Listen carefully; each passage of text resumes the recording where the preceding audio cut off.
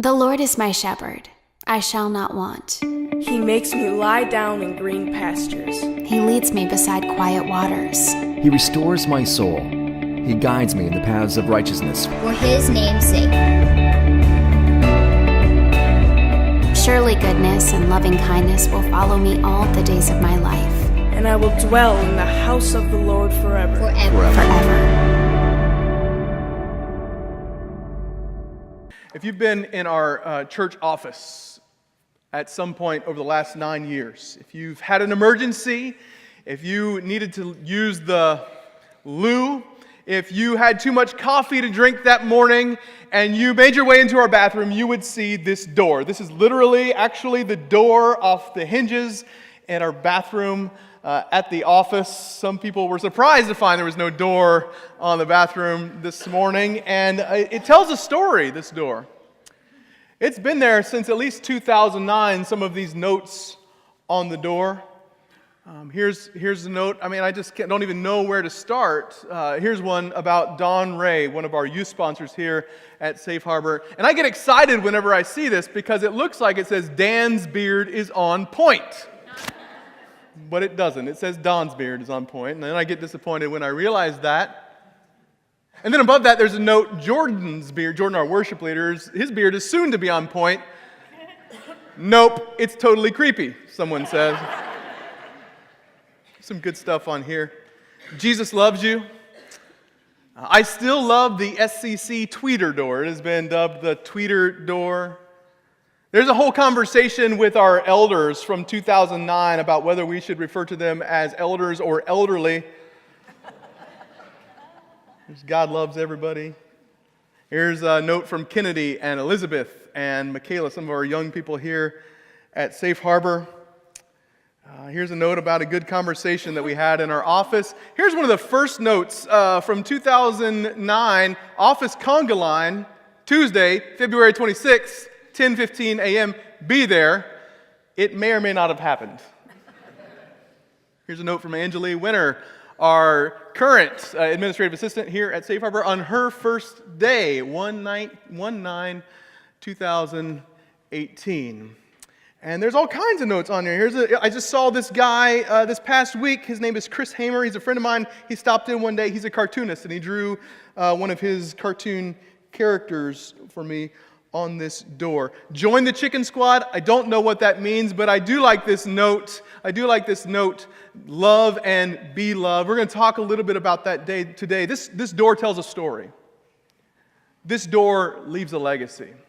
And in fact, this morning, just to give you some time to think about it, some time to prepare, I'd like you to think about, like, if there was just one thing you were going to write on our bathroom door, and that was the thing that people would remember you by. That was the thing that would leave a legacy to the people who were had an emergency, or the people who followed behind. What would you write on that door? What would your story be? And how would your story be a part of this great big story that God is working together? And this morning, we might just ask the simple question, really, as we look at this last line in this famous work of literature inspired by God and a reminder of just who God is and what it means to be in a relationship with Him. We might say, what story does my life tell?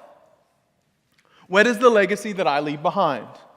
It's a big question.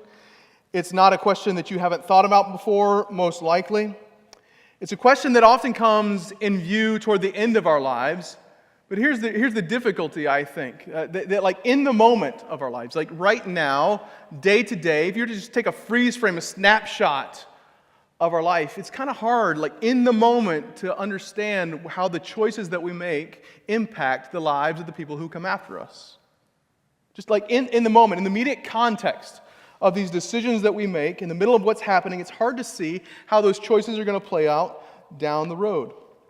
Andy Andrews he's a best-selling author who's famous just because he's a good storyteller from Alabama, actually. Just the panhandle there in Alabama. He's a great storyteller, and most of the stories he tells are about legacy, about the kind of impact that we make on people. So, best-selling book called The Traveler's Gift is really about that idea. It's a study of history and how one life impacts another and so on and so forth down the line. And you never really know how that's going to play out. For good or bad, the choices that we make have an impact and leave an imprint on the world for generations to come. And then there's a coffee table book, same basic idea, called the butterfly effect, referring to a theory that came about in the early 1900s where one scientist theorized that if a butterfly on one side of the world flapped its wings, that in theory it may stir up some molecules that collide with other molecules that set into motion a chain of events that ultimately may even lead to a hurricane on the other side of the world. And today, scientists call that the law of sensitive dependence upon initial conditions, which is a fancy way to say everything you do matters. The things that we do matter.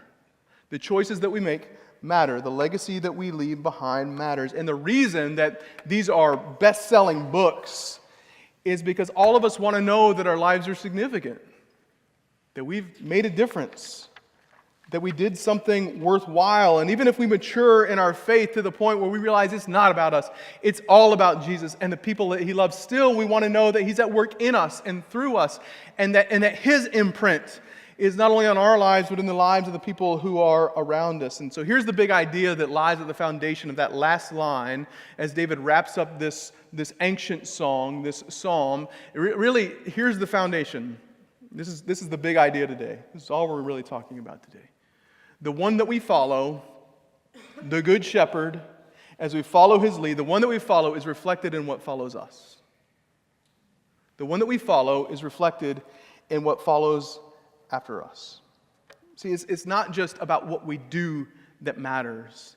It's not just about the kind of legacy that we create of our own sheer will in each decision that we make. Really, what we're being told in this passage, as David wraps it up, is that as we follow the lead of the Good Shepherd, He leads us in a path that would be characterized as something like goodness and mercy.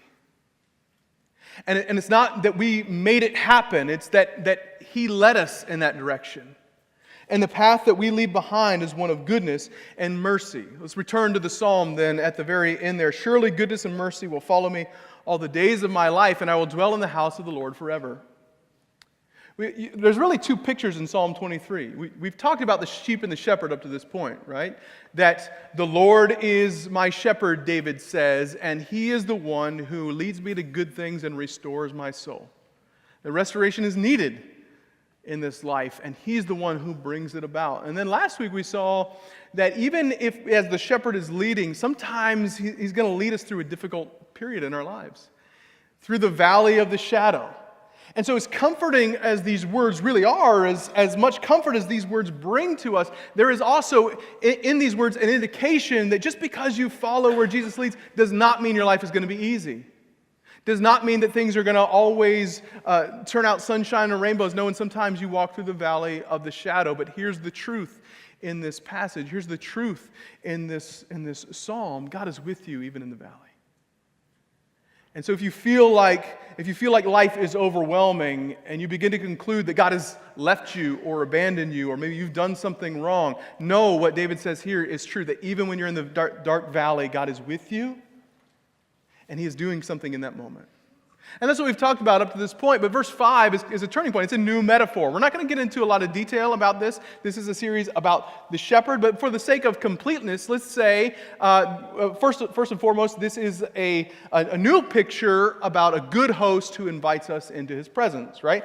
And you might say that the first two lines of verse 5 are a reflection of that last idea that we just talked about last week, that David continues this line of thought in this new picture and says, you prepare a table for me in the presence of my enemies. Just like sometimes I'm walking through the valley of the shadow and there are predators around me, you give me comfort. Here David says, as I come into your presence, there are people who are out to get me. And whether he's talking about King Saul who wanted him dead, or his son Absalom who rebelled against him, and there was a civil war, or foreign enemies who were after David, it just seemed like there was always people who were out to get him. And David says here, when I am in your presence, you prepare a table before me. And my enemies see what's happening, but I know that in your presence I am safe. I know that in your presence there is peace, and there are good things at your table. And again, the idea here is that God doesn't always take us out of a adversity, but He always wants to lead us through it. He's with us in it. You might say that the third line, you anoint my head with oil, is very similar to what we read in verse 3 a couple weeks ago. You lead me in paths of righteousness for your name's sake, right? And you'll remember, we talked a little bit about David, who was anointed to become the king of Israel, and quite literally his head would have been anointed with oil, was anointed with oil by Samuel the prophet, who said, "You are going to be a king." We know that he was a king after God's own heart, who led the nation of Israel on a path of righteousness. And so as he says, you anoint my head with oil, it's very similar to this idea that you lead me in paths of righteousness for your name's sake. And then that last idea, my cup overflows, a beautiful picture, a very vivid picture as we hold up our cups to the good host. He fills us with more than we need. He gives us more than we can handle, but he provides good things, just like the good shepherd leads us to fields of green, to the fresh green grass, and a place where there is deep, cool, still, quiet water. This is what we refer to in the study of Hebrew as a chiasm, these ideas that parallel with one another and form this beautiful structure. And I would say to you that these last two lines in verse 6 are really a summary of those two pictures. And that's what we're talking about today. Verse 6, he says, surely goodness and mercy will follow me all the days of my life. Kind of a summary of that first picture, but notice it's flipped here. As David's been talking about the sheep and the shepherd, it's I'm following the shepherd and the shepherd is leading me. Here he says there is something that follows behind him. There is something that comes after him. And those things are goodness and mercy. As he follows the lead of the good shepherd, there are things that follow behind him. The one that we follow is reflected in what follows after us. And those things are goodness and mercy. Can we talk about those words this morning? They're big words. Is that okay? Is that all right? Let's talk about them. They're really good. In fact, the first word is good or goodness, and it's the word tob in Hebrew. The word tob simply means good or goodness. It's the noun form of the word good, the adjective good. And it just means good things. And it's one of those words that's like so simple that you like skip over it sometimes and don't realize the depths of it. What does it mean to say that as I follow the lead of the shepherd, the wake that is left behind me is one of goodness? As I follow the good shepherd, the things that come after me are good things. What does that mean? The good shepherd brings good things into our lives. I think we have to really come to terms with what it means that there are good things in our path, that we are led to good things and that good things follow. And I think what we need to understand is that it may not be wealth in the way that the world measures wealth, but it will be good, deeply satisfying to the soul, something that you were designed to live out good. It may not be what we expected, but it's goodness that follows. It may not be what entertainers and the media say about that life is all about, but it is goodness as the shepherd defines it. It may not be something that we think that we want, but it's always what we were designed to live out. Goodness. It is comfort from the shepherd that flows from us to others in the way that we discussed last week. Goodness. It is truth that resonates and truth then spoken to others. Goodness. It is surprisingly perfect timing at just the right time when you couldn't have known that you were needed, and you show up and God does His thing. Goodness. It is acceptance just as you are, providing a place then because you've been accepted where other people are accepted just as they are and welcomed into the family of God, into the presence of God. Goodness. It is transforming grace that can never leave us just as we are, but always changes us from the inside out, and then we create a space where people can be honest about where they are, and in that moment and in that space they are transformed by the grace of God. Goodness. And it's the Holy Spirit at work in us, flowing through us as we serve one another in love and build one another up. Goodness. And it's trusting what God says is already true of you because you are in Him, a new creation in Christ, reminding one another of what that means. Goodness received and goodness that flows from us. Goodness, that kind of thing is really what we're talking about. And here's the idea. When we follow the Good Shepherd, goodness always follows us. Goodness. It pursues us. what that means is that as we look back on our lives, if we are following the lead of Jesus, we know that there is a legacy of goodness in our wake, and it's not our goodness. It is the goodness that he led us to. It is the goodness that he led us in. Here's the other word, goodness and mercy, and this was big. It's the word chesed. That's how you say it in Hebrew. Chesed. You want to say that together? Chesed. And it's a big one. And it's often translated kindness, mercy. If we were to use this word in the New Testament, it would be something like grace. It is sometimes translated as loving kindness. It is undeserved goodness. It is most often translated, or at least my favorite translation of that idea, is unfailing love. Love that doesn't quit. Love that keeps coming after us. Love that God has for us and does not fail. And so I'm reminded of something we read on the door this morning. Love and be loved. But I think what we might come to understand this morning as we consider this idea is that we only love when we receive love. That when we follow the lead of the Good Shepherd, when we receive his chesed for us, when we receive his unfailing love for us, it changes our trajectory. It enters into this world that is broken and where there is sin and where things never go the way that they were intended to go, and Jesus interrupts that cycle. We receive his love, and as we do so, we learn what it means to love. That's what John really is getting at in 1 John chapter 4, verse 19, when he says, we love because he first loved us. As we follow his lead, we leave then behind us a legacy of unfailing love. And here's the thing I love about what David says. Not just maybe these things will happen. It's not just that these things could happen. He says it with confidence, with boldness. Surely goodness and grace will follow me. It's not a question in his mind. He believes it. He believes that because he follows the Good Shepherd, goodness and grace will follow. But if that's true, if it's true that the one that we follow is reflected in what comes after us, what follows after us, I think we might ask ourselves this morning, who or what are we following? Are we following Jesus? See, I think all of us, we want to believe that we are like writing our own story.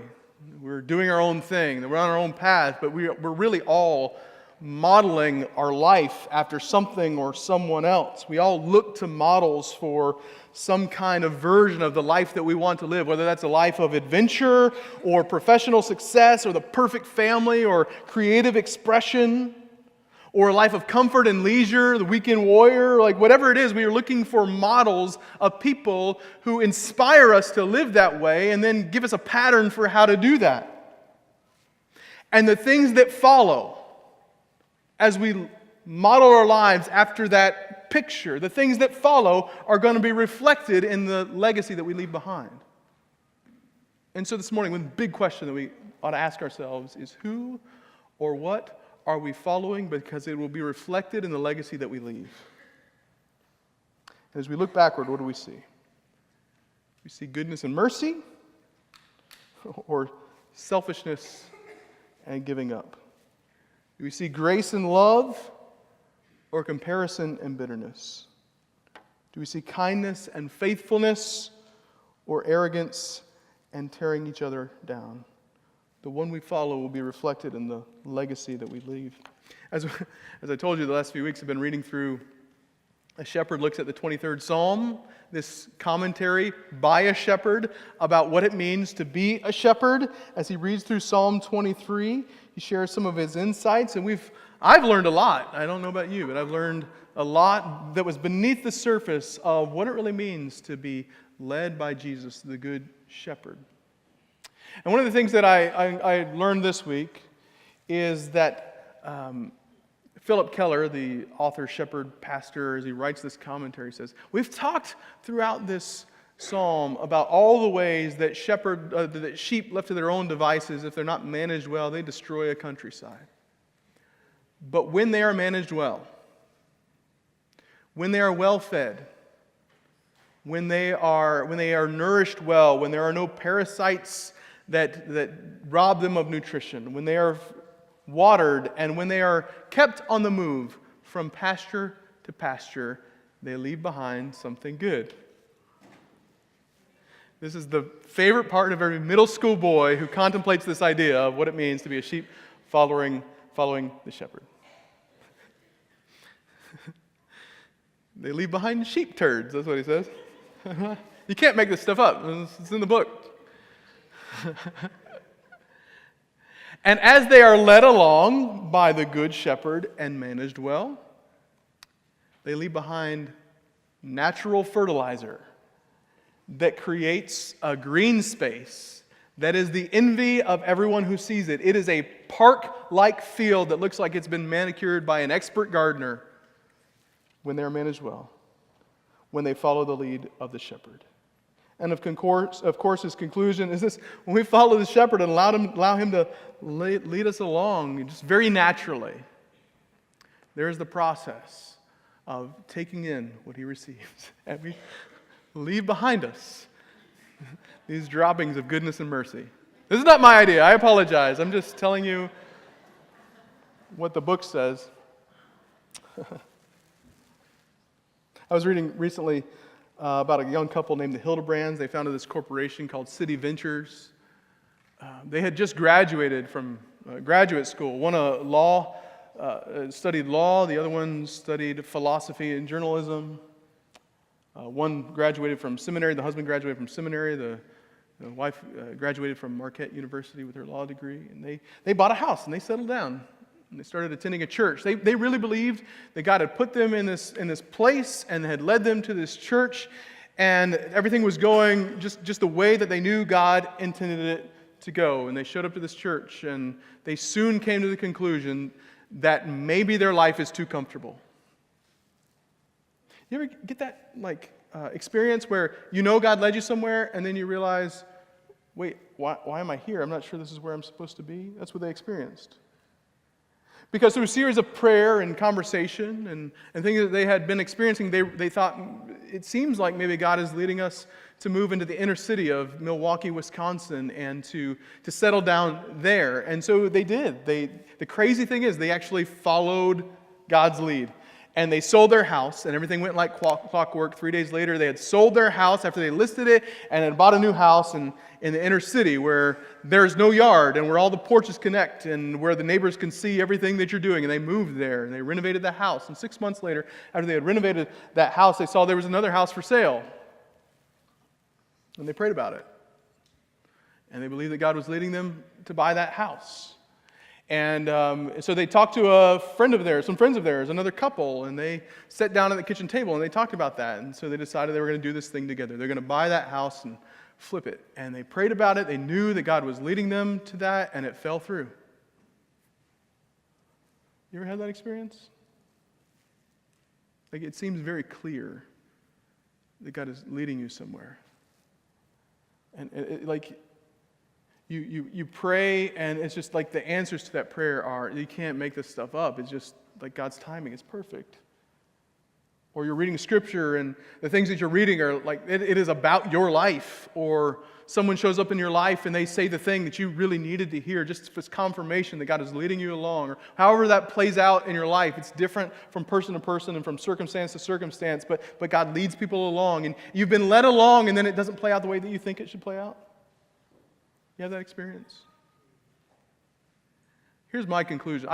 I have talked to more people than I can count in the last 2 weeks about this very idea. I can't count them on one hand. What does it look like when God leads us somewhere? And my conclusion, and I realize actually this is a question that I've thought long and hard about all my life. My conclusion is this, and you can challenge me on this, but this is where what God has revealed to me, I think.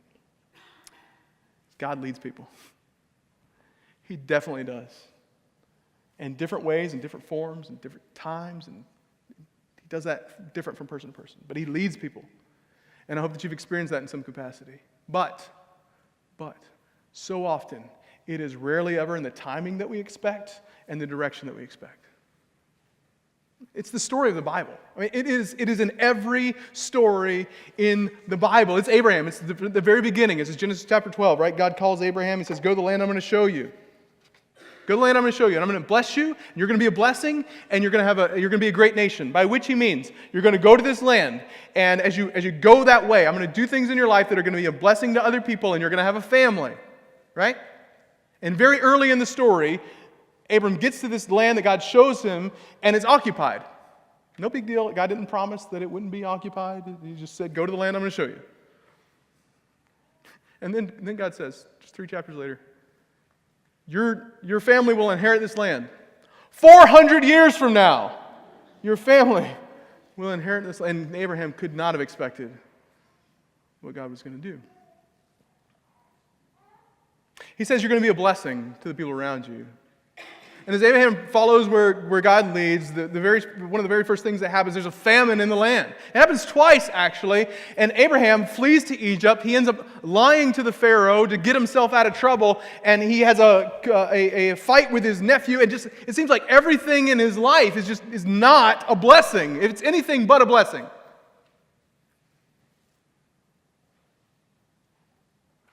And then he's told that he's going to have kids. And God makes it clear.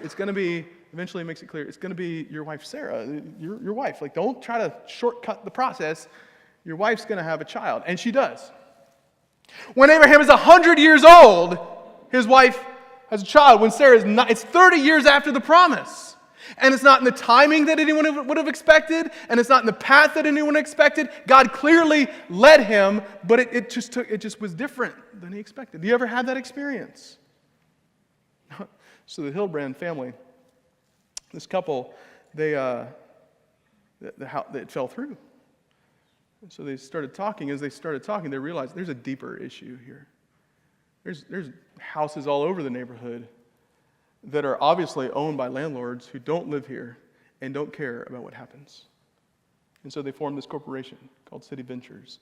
And they used all of their education to go to the bank and make a presentation. And they got a loan, and they started buying up houses and renting them out to the people in the neighborhood. And soon, in about 6 years, they had 70 different buildings that they owned that had been transformed. And that city, Milwaukee, that inner city had been transformed. There were these places that were dilapidated and falling down that were now bright and cheerful. And it was a beautiful thing. It was the gospel unleashed. It was God leading them along, but it did not take the path that they thought it was going to take.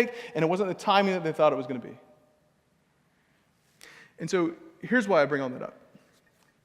In this passage, we're being told we follow Jesus and goodness and mercy follow us.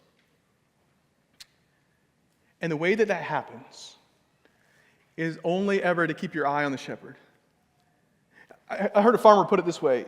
He says, if you want to till a straight row on a tractor, a lot of people, when they're tilling a field, like they'll look behind them and look at the progress and see if they're tilling a straight row. You can't do that. It never works. You got to pick a point on the horizon. You got to pick a point at the end of the row and just head straight to it. And when you do that, like keep your eyes forward, keep focused ahead of you, and you'll have a straight row. And I think the application here is very obvious. When we keep our eyes focused on the shepherd, on the good shepherd, the legacy that we leave behind us will be one of goodness and mercy. If you look behind you and you try to predict it, if you try to create it on your own, if you try to fashion something that is of your own design, it will never be what it was intended to be, because you were intended to follow the lead of the good shepherd and to receive goodness and mercy from him. It will flow out of you in the path that you leave behind. Follow the lead of the good shepherd. And let's just wrap up with this last line. It's a reference to the second metaphor, but I think it's very applicable here. Here where David says, and I will dwell in the house of the Lord forever. I think this is really important. David finds great joy and pleasure in the presence of God. It's where he wants to be. But I want you to know that the house that David's referring to, it can be house, it can mean house, it can also mean family. Like the household of God. And I think what David is really getting at here is that he finds his greatest sense of security and his most meaningful source of identity in that he belongs in the house of the Lord. He belongs to the family of God. And the good news of the gospel, the good news of grace that comes through faith in Jesus is that if you trust Him, if you put your faith in Him, you also belong to the family. And that is your single most meaningful source of identity. It is a rock, it is steadfast, and it doesn't change. And in the presence of the Lord, in His house and in His family, He tells you who you are. And we have to keep coming back to that if we want to leave a legacy that's worth leaving. We have to, as a family, remind one another of what God says is true. If, as a family, we're going to leave behind a legacy worth leaving. Have you been brought into the family? See, here's the problem. I think most of us, I think a lot of people want to create a legacy at a funeral. In fact, there's a service out there. I got to say this. There's a service out there called Death Switch. If you pay $19.95 a month, when you die, there will be a series of emails that will be generated to your family, to your loved ones. That can be like a message that you just wanted someone to have. It can be like the last word in an argument, haha, gotcha, or it can be the passwords to all your accounts, right?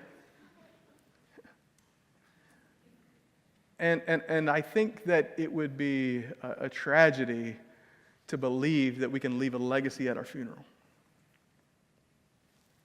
You leave a legacy every day of your life, all the days of my life, with every day as we pick up our cross and we follow the shepherd. It is a daily decision. It is a minute-by-minute decision. These choices that we make, that they leave a legacy behind us. You can't do that at the end. It is a daily process, and you can only do it you can only leave an eternal legacy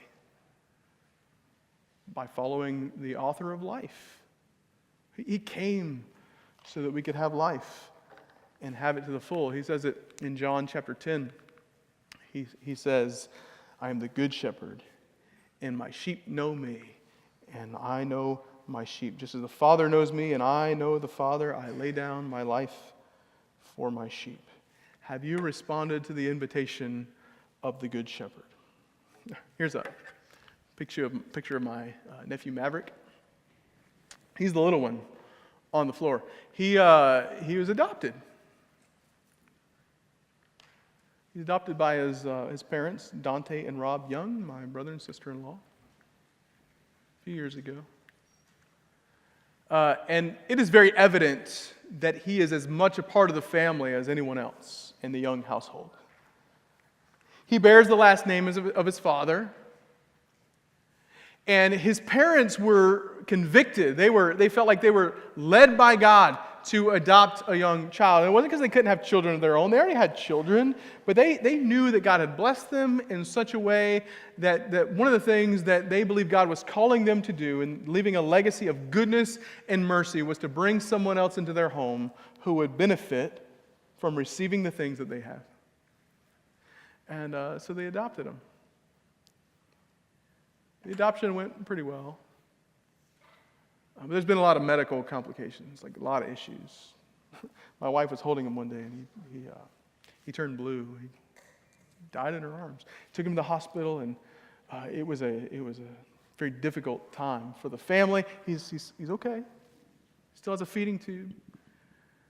But the doctors have said there's no question that this young man's mother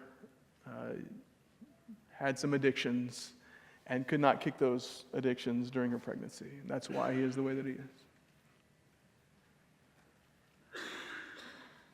And I assume, I bet, that if his parents knew that when they adopted him, they might have had second thoughts.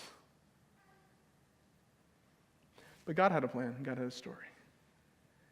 And because they followed where God was leading, this young man has a new name and a new home and a new identity. And everything that belongs to his parents belongs to him. And he has brothers and sisters who love him more than he could ever know. And that really is the story of every one of us who have put our faith in Jesus and been brought into the family. We have a place at the table. God invites us into his home and he says, you are mine. And this is the thing that you are mine and that you belong to me. That is the thing that tells you who you are. And I will keep telling you over and over and over again. Before we wrap up, there's one more idea in the word follow. Commentators are split on how to really capture that idea. It could mean that things follow after us. Charles Spurgeon, the great preacher of the 19th century, said, it's like an angel of goodness and mercy are at your back, like protecting you. The word could also mean that we are pursued by goodness and mercy. That when you wander off the path, goodness and mercy chase you down and bring you back. That when you're lost and wandering, the Good Shepherd comes after you with goodness and unfailing love, and he brings you home. May that be the single most important factor of our identity, that we belong to the Good Shepherd who will never leave us or forsake us, and even when we get off the path, he brings us right back. So we usually wrap up with a couple questions this morning. Here you go. Here's a couple questions. Who or what am I following? That's the first question. Who or what is it that I'm following? And we might also ask, who or what is following me? And then lastly, who or what tells me who I am? And I think all of those are things that we've seen this morning in the psalm, that we are being invited to something new, to something real, to something that God desires to do in our lives. And so as we sing this last song, I'd like to invite you to just share something on the door. What would it be? Maybe it's something you've learned in this series. Goodness and mercy follow me. The Lord is my shepherd. Maybe it's something you want a young man or young woman in this church to know. May this not be bathroom humor. May this not be just joke. May this be the truth of God's word received and shared. So as we sing this final song, would you consider sharing goodness and mercy with the people in this room?